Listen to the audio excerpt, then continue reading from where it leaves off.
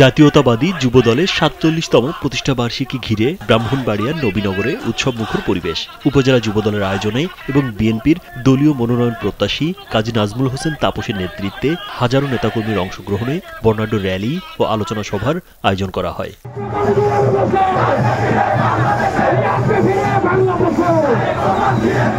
মঙ্গলবার বিকেলে উপজেলার আলিয়াবাদ বাসস্ট্যান্ড থেকে একটি র্যালি বের হয়ে পৌর শহরের প্রধান সড়ক প্রদক্ষিণ করে নবীনগর সরকারি পাইলট উচ্চ বিদ্যালয় মাঠে গিয়ে শেষ হয়।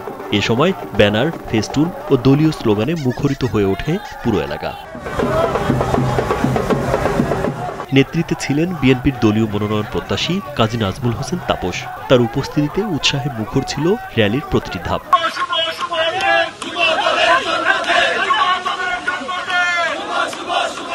র্যালি শেষে বিদ্যালয় মাঠে অনুষ্ঠিত হয় এক সংক্ষিপ্ত আলোচনা সভা। সভায় সভাপতিত্ব করেন উপজেলা যুবদলের সভাপতি এমদাদুল বারী এবং সঞ্চালনা করেন পৌর যুবদলের সভাপতি আলী আজম।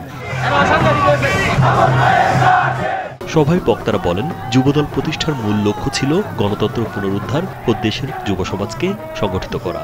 তারা জানান, আজও সেই চেতনায় নবীনগরের যুবকদের পথ প্রদর্শক।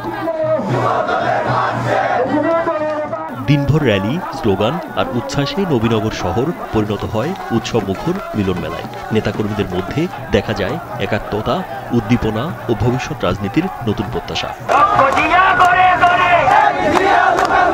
যুবদলের ৪৭ বছরের পথ চলায় নবীনগরের নেতাকর্মীরা নতুন উদ্যমে শপথ নিলেন গণতন্ত্র প্রতিষ্ঠা আর দেশের যুব সমাজকে সংগঠিত করার। নিউজ ডেস্ক, কালবেলা।